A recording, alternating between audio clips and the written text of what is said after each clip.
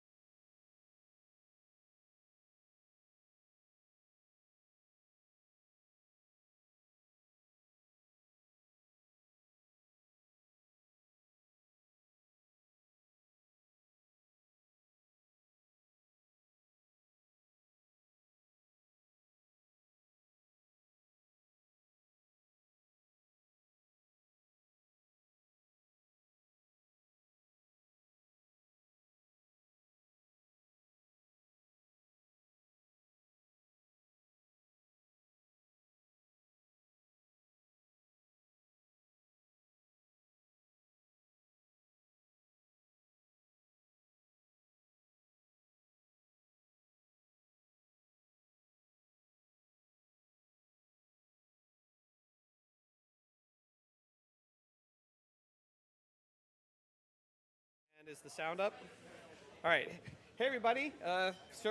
Film's about to post online. We're running a behind here because we've still got people online, but go watch on YouTube and enjoy. And we'll join you. You can join us here afterwards. We'll probably be watching. So, anyway, more soon. Hey, everybody.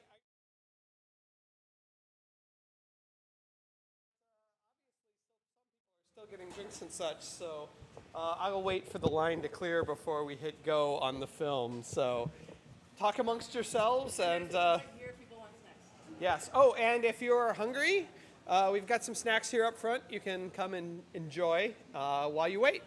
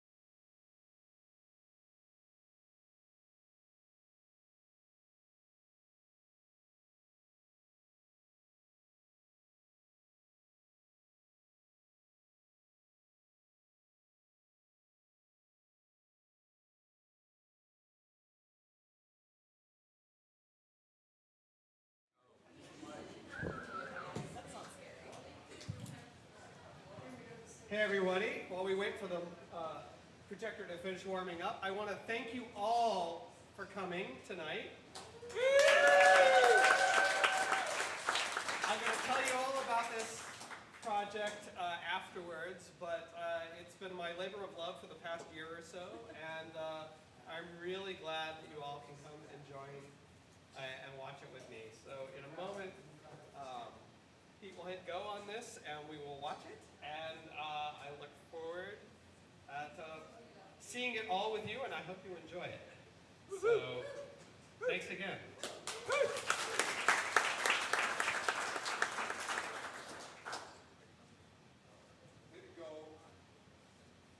What? 5 seconds. Okay, cool. Bye. There's beer to be poured. Priorities. Beer stops everything. It's all my fault.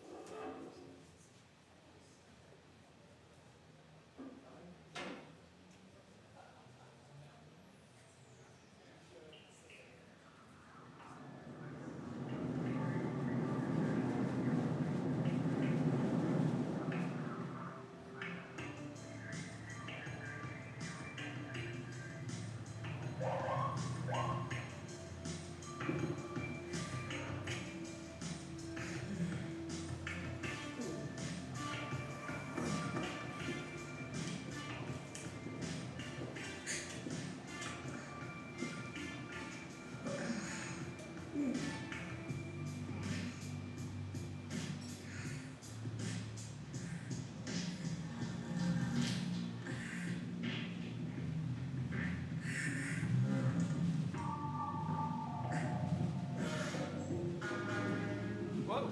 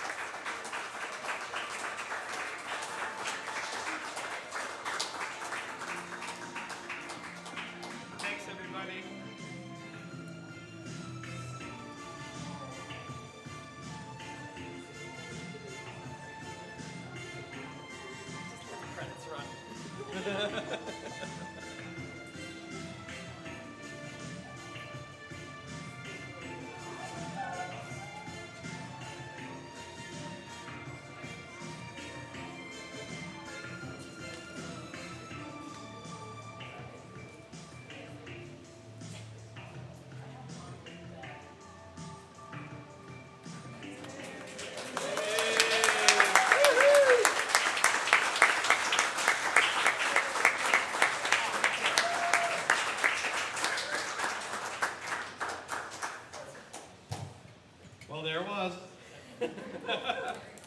Well, we're gonna get things swapped over, and but before we do, I do want to say in out loud my thanks to first to Alexander Danner, who did the sound for this.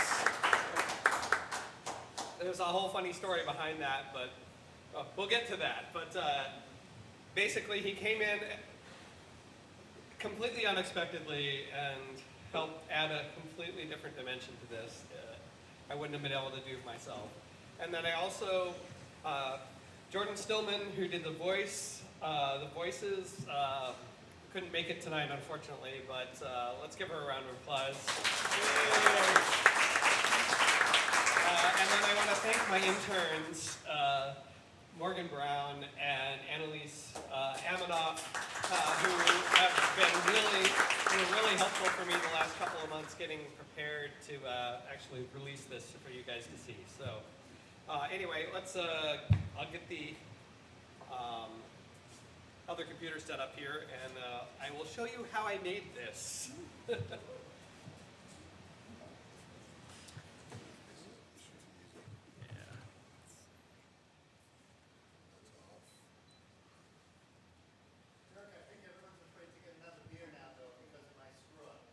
What? Everyone's afraid to get another beer now.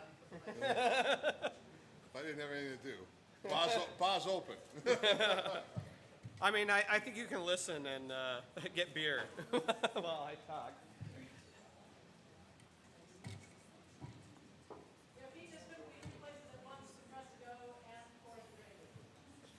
I think that this has been a bigger turnout. Thanks for coming. This has been a bigger turnout than either of us were expecting. So, all right. Well, let's see if I can get the computer to talk to the screen. Oh, there we go. Great. All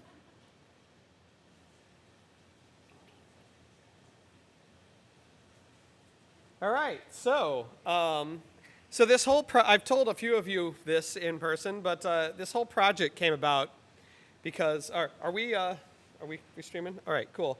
Hey everybody online, thanks for holding with me and sitting through technical difficulties. I'll rotate this a little. So this whole project, it was sort of an accident. I have always wanted to see my characters animated from even before when I started writing Paradigm Shift back in 1998. Little backstory, when I was in college, when I was in college, my focus was in animation and video. And I had done comics in high school, but I got into doing video and some animation, and my senior thesis in college was a minute and a half long 3D animated piece. And then I got out of school and I wanted to do more, and the software was too expensive and the computers were too slow, and so I decided to do comics instead. And so fast forward 20 plus years, and suddenly everybody's got a supercomputer on their desk, and there's free software like Blender that can do all the things that Hollywood can do for free.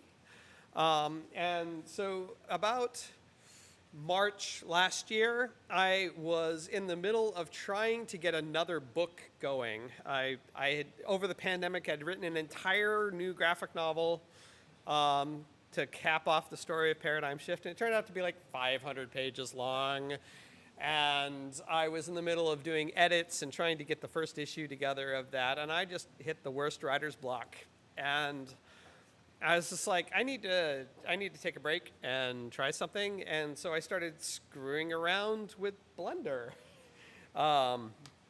and started playing around with some characters from this other program called Daz 3D, which is free software. It's got built-in character models that look like people, and you can buy clothing and all sorts of stuff. And I was like, well, I've always wanted to see if I could make that werewolf transformation thing happen in 3D. And I've used 3D software since like the 90s, but I'd never gotten to do character stuff. So I was like, you know what? I'm going to put the book down. I'm going to just play with this for a couple of weeks and see what happens. And so I took this basic character model from out of Daz. It's called Genesis 8. It's a standard character.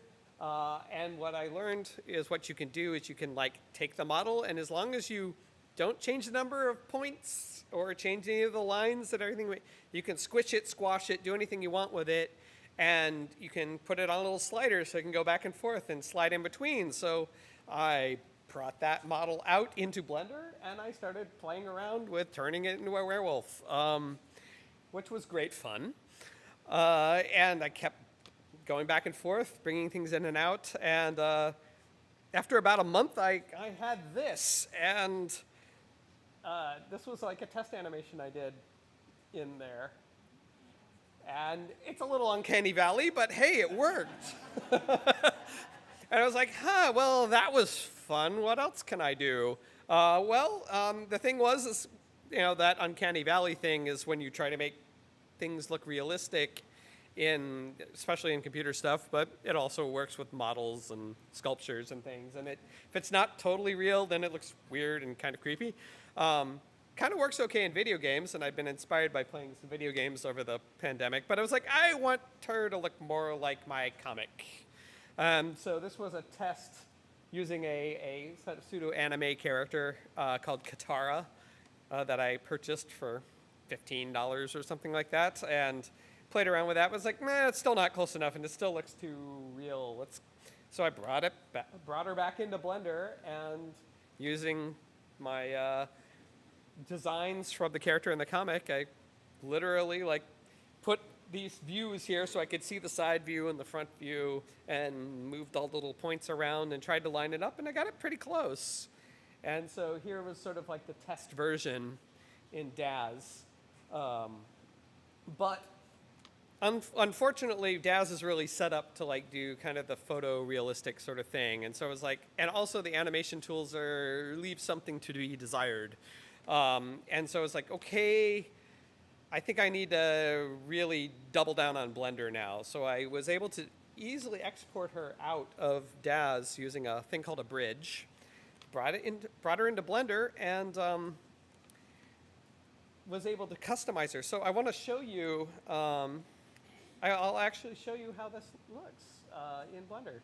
So this is the pivotal scene of which the film is named. I had a sketch in my sketchbook of her sleeping in bed and then turning into a werewolf that I called Restless Sleep. It's in my sketchbook. And this was the scene, except what you can see here, even though it looks like a cartoon, this is an entirely 3D model. And what's even better is these days you can just, I'm moving the slider here on the timeline, and you can see her moving. This is something that the modern computers can do. When I was doing 3D stuff back in the 1990s, you couldn't do this. It was really hard to preview how the character would look in the final. You'd have to set it up and then hit render and wait at least 15 minutes to get one image. And so to set anything up took forever, and I didn't have the patience for that. But now you can do this stuff in real time. If I hit play, it actually basically plays back in real time. And this is what made doing this movie possible, because I could make all those artistic decisions I would normally do if I'm drawing. I could do it just by seeing it on the screen. So the way this character is set up, let me switch off the background here, so you can see the. Get rid of those windows. All right, so, and I will turn on. Oh, here. So this character is set up like a doll, basically. She's got all these controls that I should look at the screen that you guys are seeing, so we are all seeing the same thing. So like there's these controls down here for her feet, and so I could just grab that and move it. Or grab, hold on, there's weird things that are turned on that don't need to be turned on. But like grab her arm to move her around, and I just did that to pose her. And then if you look down here on the timeline down here, each of these dots here represent something that has changed over time. And so you just kind of move the timeline to the next point, change the figure around, and then it fills in all the gaps in between. And whereas if in a different time I would have had to like get this look, I would have had hand drawn all those frames. And if I had wanted to do something like this, totally hand-drawn, it would have taken me years. And I wouldn't have had the patience or the budget or any of that to do it. But the fact that I can now do this and look at it totally in real time makes that totally possible. But just setting up the character was one thing, but then I had to like make her transform, which is an entirely different thing. Now, as I showed you, I was able to set up a, thanks for coming. I was able to set this up. So, let's see. Come on, where is? Yes, here we go.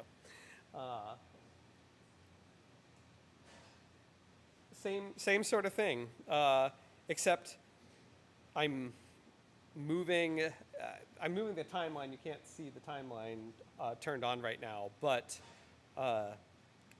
basically there's just a bunch of controls over here. And I need to select her. Control rig. Come on. What's going on here? Oh, okay, here we go. No. Bear with me a moment. There we go. Now I can see it. Why can't I see it here?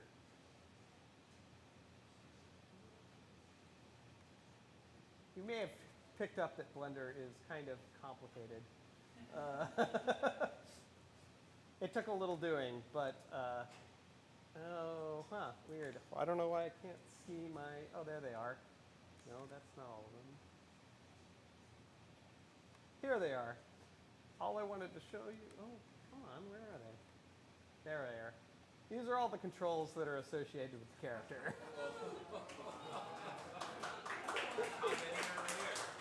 I haven't counted them. But all these ones down here are related to the transformation. There's lots of little controls that like control the fur and change the texture or change the size of the ears or and there's like a little, if you look at the timeline, it's almost like a little dance of things that get changed over time.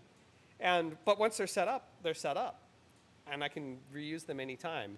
So it's actually pretty easy to, the setup was the hard part, but actually now that it's all set up, it's actually easy to make new animations using this. And I could go into lots of detail with that, but in the essence of time, I'll move on and show you some other fun stuff that I made for this. One of the things I enjoyed making the most was the city. So each of these buildings is something, I created them, but I did not have to make them one by one. I used a setup that's they're called geometry nodes. But what they do is set up a little visual computer program that will allow you to, let's see. So if you see here, this whole thing's in 3D. It's not a one-to-one representation of Chicago. It really kind of only works from this angle. In fact, I can't show it to you tonight because I left the file at home, but I took some screen captures from Google Earth of Chicago from the angle that I wanted, and I just put that in the backdrop as a reference image, and then I moved all the buildings around and copied them and pasted them and put them in so they all line up with the skyline in the right positions. But each of these buildings can be controlled. If I pull this thing out, each of these buildings has their own controls. Now let me turn this on so I can see which one I'm looking at. There it is. That's the one. So we're looking at this building. So I can do things like change the height and the width of each building. And I can also turn like the lights on and off for each building. So making the skyline was a lot easier after I had this set up. And this was all thanks to watching a tutorial video by a YouTuber called Kammerbild, who's a German guy. Walked me through the whole thing of how to do that. And so I replicated what he did, but basically made about, we'll say 20 little building blocks. And every one of these buildings is made up of like a set of 20 building blocks that are kind of like Legos. Like there's the corner piece, and there's like the ground floor, and there's the roof level, and there's some variations here. If I turn off the lights, you can see you can put like gaps in between the building, between the floors, or you can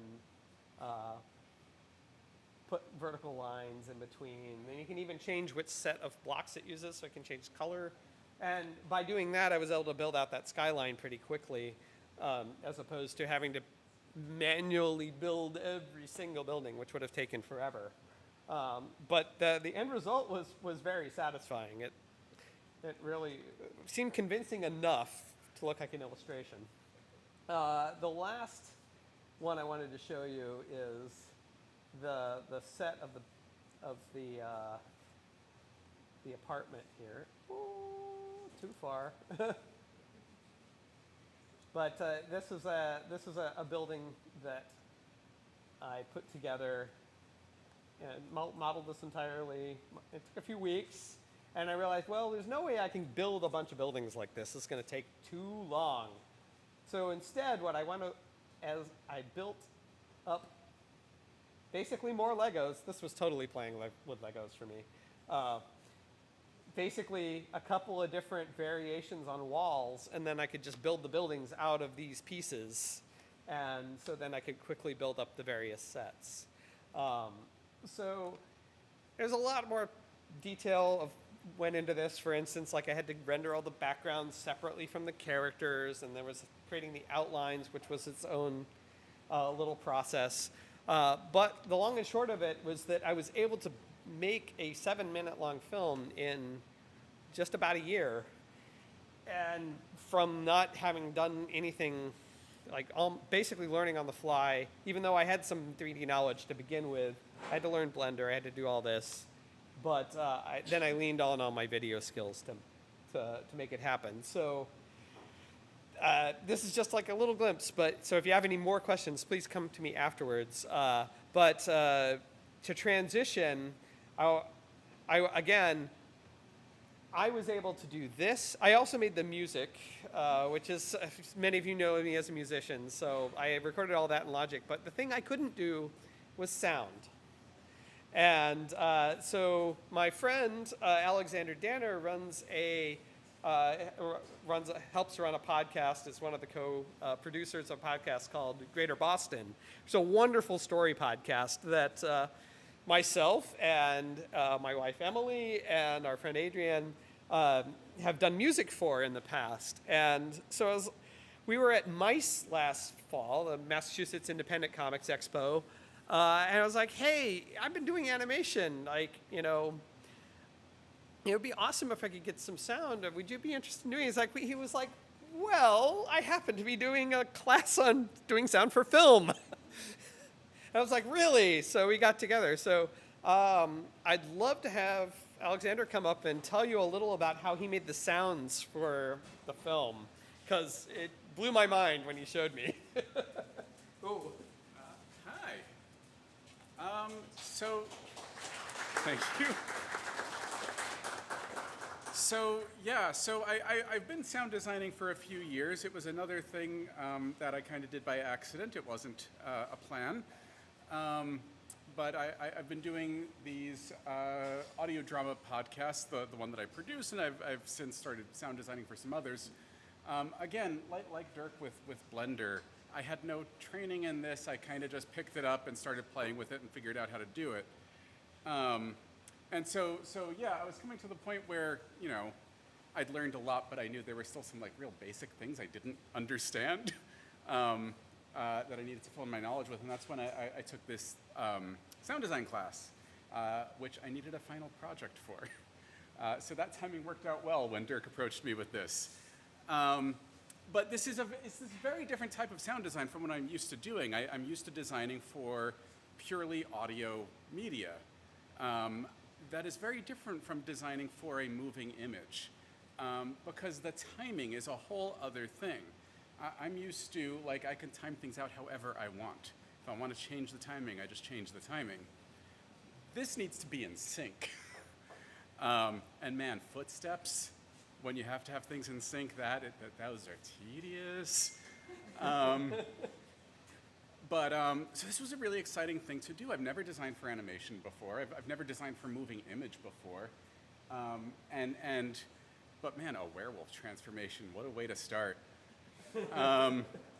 So this was a joy to work on. And again, Dirk kind of underplays how much music he and Emily and Adrienne have done for my show.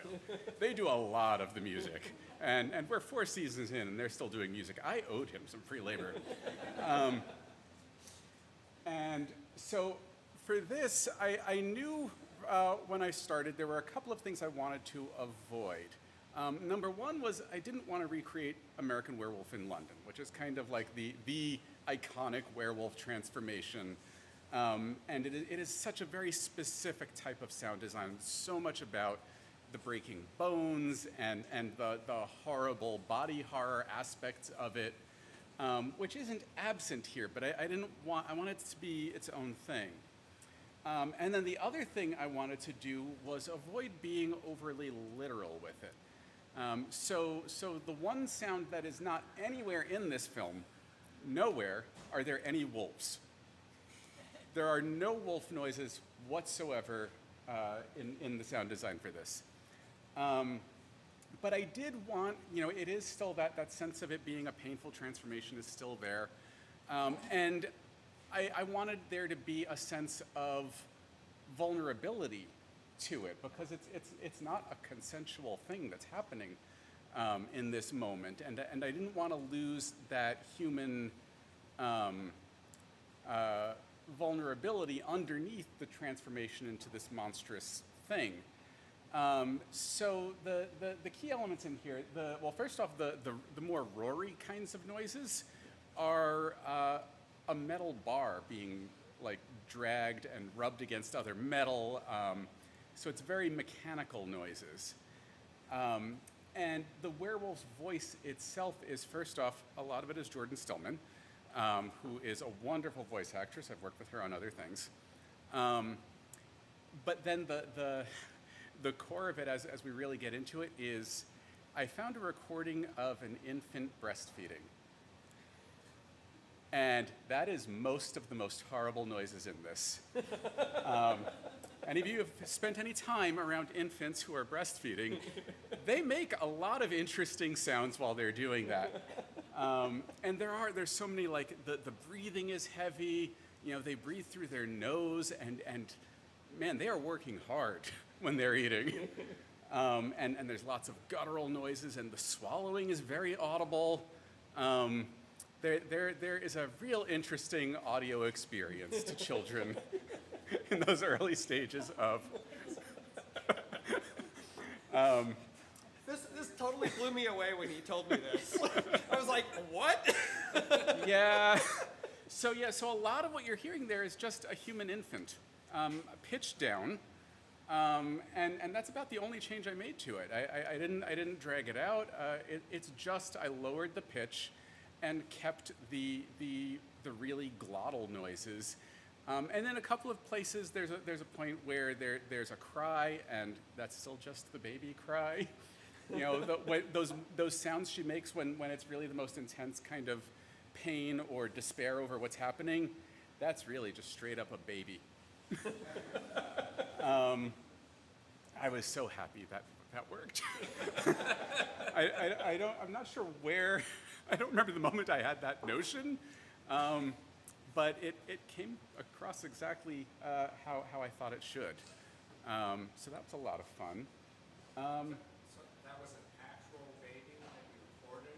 I didn't record it myself. I did use sound libraries for this. There are a few elements in there that, I do use some original Foley. There are some bits I couldn't, and this is one of the challenges of designing for audio is you can't really predict how it's going to sound on the end because it changes with every speaker system. So I didn't hear, there is a sound in there for when the fur is growing. That was an original Foley sound. I didn't hear it as clearly here as I have on other setups. But that was something where I had some cornstarch packing material that it was a sheet of it, and I was just kind of flexing it to get that I don't even know how to describe it, but it's a texture sound. It's a real gritty texture sound that worked really nicely for when the fur is first growing. So there are some pieces like that in there that are original Foley that I recorded myself. The baby was not. The baby was one that I found. I do have a child, but he's 13. I was not going to be able to record him eating in that manner at this point in time. God hope not. No. But I remembered the sound. So I did find that through a sound library, which there are many resources for that. Yeah, was there anything else you wanted me to address or any questions? I mean, this is a fine point to turn it over. Does anyone have any other questions about the making of this that you'd like to answer or see demonstrated before we bring this to a close? Is there any questions from the online audience as well? I'd be happy to address. Maybe I should get closer to the microphone.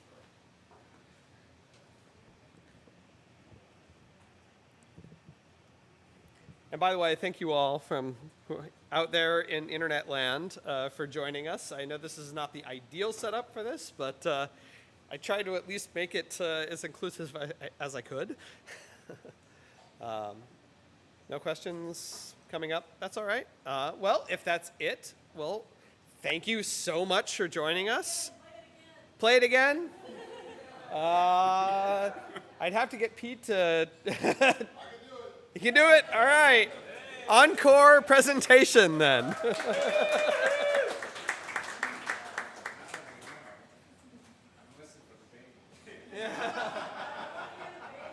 do it. All right. That one, we'll shut that one off. Turn that one on. Oh, well.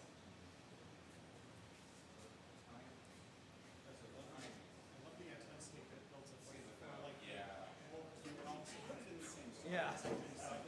Yes. Thank you.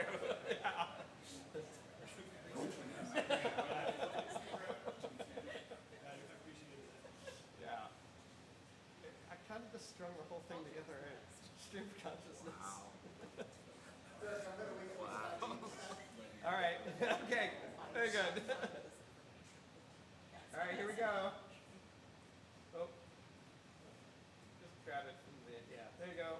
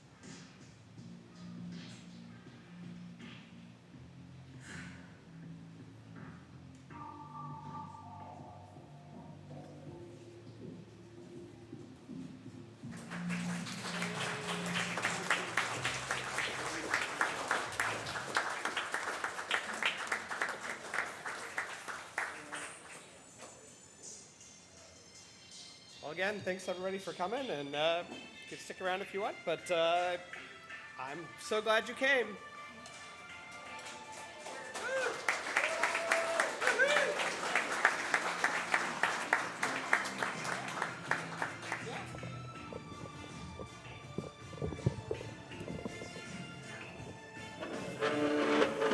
Let's see.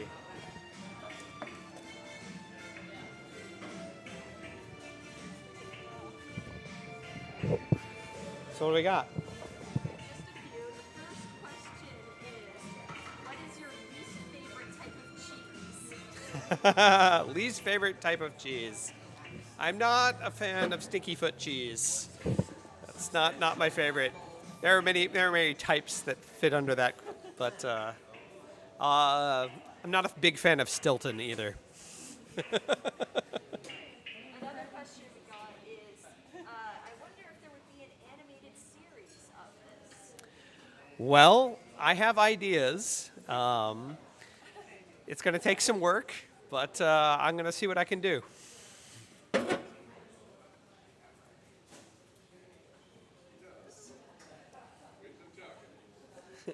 guy who asked the first question said, dude, same, I hate stinky cheese. Yeah. The stream is on a delay, so we might not get Yeah. more questions, but we can hang out here sometime. And of course, I'm going to be on Twitter and stuff later. So if you don't have it, if you don't think of anything now, I can answer there as well.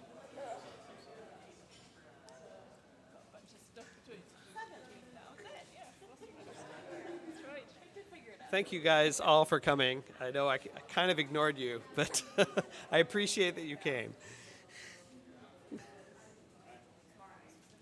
Thanks for coming. Yeah. Yeah, well, and we should play music again. Yeah, I've been playing more for Monday night again, so that would be cool. I will let you know. Actually, probably going to be doing the 14th of August if you're around. So, all right. Well, we'll email. Cool. Hey, are you? I'm not. You're right. Oh, I enjoyed it. Really cool. I haven't done 7 days, but you know that work. That must have been insane. Yes, but it was good insane. It was crazy amounts of hours. I was just like, but I'm so into it. Yeah. Like, It's nice. You get a weekend to do life training. You don't have to get ready in a week. this is so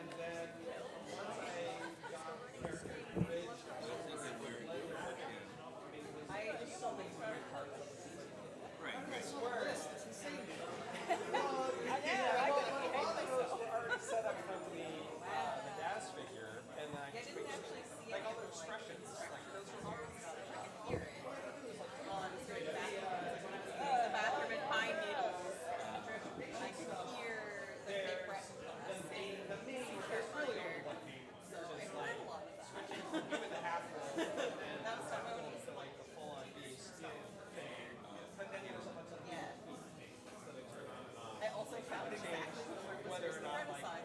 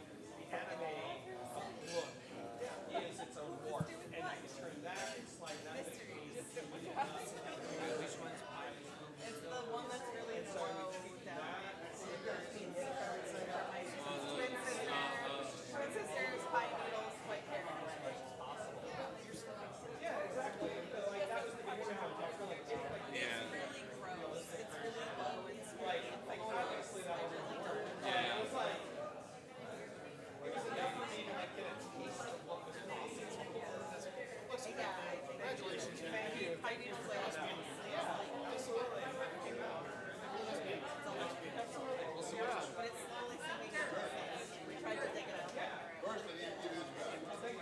This is my son back. Any other questions? I've been doing wonderful when I first started. How do you take showers?